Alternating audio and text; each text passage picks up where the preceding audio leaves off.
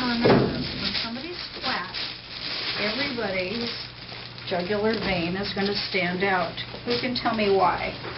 What's returning from the periphery?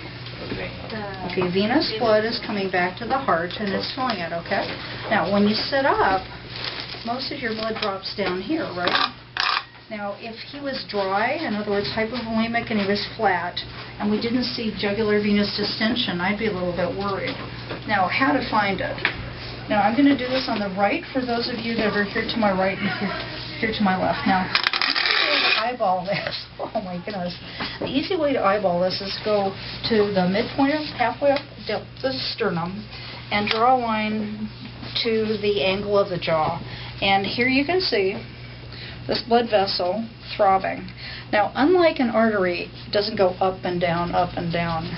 It actually waves. You see 3 distinct waves. Each wave, A, C, and V, have to do with something that's going on in the right side of the heart. It has to do with the cardiac cycle. Now, what I'm going to do is find the sternal angle, and I'm going to measure this in centimeters. Now, the top of the column is here, so it's below his sternal angle. I can't even measure his sternal, his jugular venous column. Now, let's say that the column of blood came all the way up to the angle of his jaw. Now, what I would do is, you can see my measuring stick here, I would draw a straight line out here. Now, that would have been 6 centimeters of jugular venous pressure. Now, we said that anything greater than 2 is abnormal. Now, on this side, let's use the same landmarks. So what we want to do is we want to find the halfway point here on the clavicle. Now, you can see the rippling blood vessel here, and notice that it points up to the angle of the jaw. Okay, that's the external jugular. Now, the internal jugular is right here in this depression, which is right in front of the sternocleidomastoid mastoid. That's the internal jugular right there, where my middle finger is, right there. Now, on the right here, it's going to be right there. Now, very few people even can really find that, but that's the internal jugular. And that's considered the most accurate place to determine if someone has heart failure, but nobody uses it. Because nobody can find it. Because with a fat neck, a short neck, a barrel neck, you'll never see it. You'll see the external jugular more easily. Now, let's try somebody else, so you get a chance, Ryan, to see someone. So let's try Cindy. You're comfortable. That's okay. Get up. Let's put Cindy up here. Now, the difference in a female and a male. Now, Ryan has a lot more muscles than Cindy does in the neck. And most women have these little swan necks. So let's see. Come on. Now, wouldn't you know, the girl wears this big sweatshirt. Okay, now, for those on my right, who can see the external jugular? I see it. Yeah. Okay, right there. And it goes from halfway to the clavicle straight up toward her. Now, the top of her column is right here. Now, let's see if we can measure. Now, I'd like someone to help me assist. Now, if I draw my finger straight over, what's my measurement? 1. Should be about 1. Yeah. So she has 1 centimeter of height. Now, that's normal. Congratulations. Okay. Yay, yay. Now, let's look on the other side. Now, can you see the... So, from the angle of the jaw down to... It's right there. A little bit more subtle, but you can see the rippling effect. Now, let's try one more person. Let's see. We need another male. Raphael, will you come up here and donate your wonderful neck?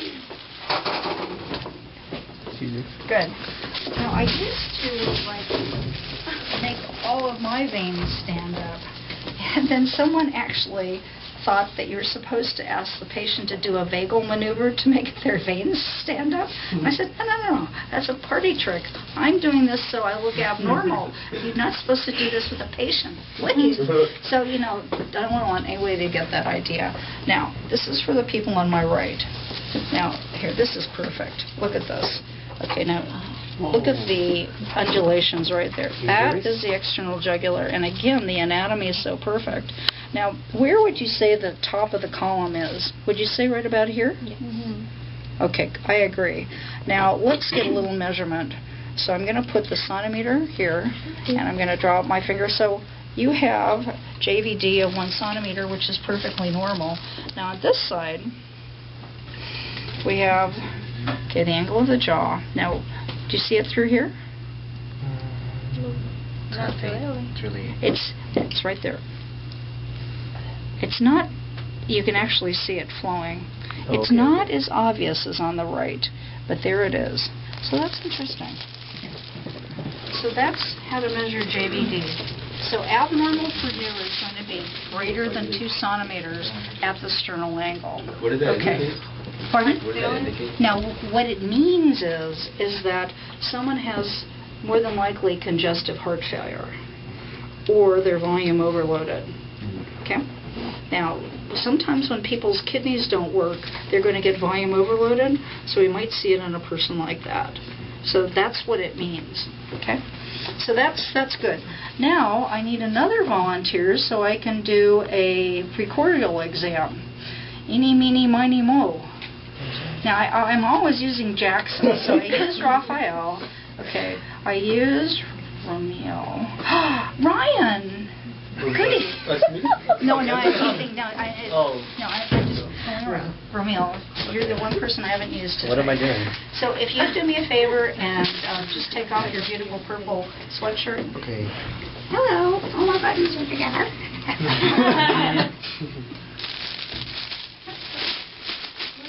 Outfit today. I know. The thing is that when we do the final, I'm going to have my helmet and my glasses. Now, when you're in clinic, or when you're in the hospital, chances are you're not going to be doing the pulmonary exam in this particular position.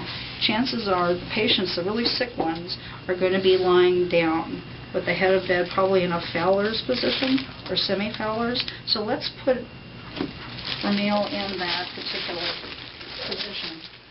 Now, just to make sure that you've got a place to put your feet. Okay. Now, even though you've got a sweatshirt on, you've got great anatomy. So, first of all, what I want to do is I want to find out where the sternal angle is, and that's right here. Now, there's nothing wrong with actually locating the places. This is the 5th intercostal space. Now, remember, the diaphragm is right here at the 6th rib. So this is basically the intestinal contents, and then here we've got the lungs and the heart above. So what I'm going to do is I'm actually going to start looking at the apical area. And believe it or not, I can actually see the apical pulse right there. Now, I would presume that I could probably see some pulsations, especially the ones at the base of the heart. Now, women have a little bit excess anatomy, so that gets in the way of our seeing pulsations, but up here, you probably should be able to see them. So I'm going to say for now that I can see the apical pulse, the tricuspid, and a pulsation at the pulmonic and aortic areas. Now, the next thing to do is to actually go back and palpate them. Now, remember I said hand over the apical area. Now, when that left ventricle hits my hand, it's a 1/2. I mean, it's big. It's big. Now, moving to the tricuspid area. By the way, tell me, where is that on the chest wall? What intercostal space? Here. Good. At the left sternal border. Now, moving up to the 3rd intercostal, I can still feel a pulsation. And then moving just one space up, I can feel a strong pulmonic and then a very strong aortic.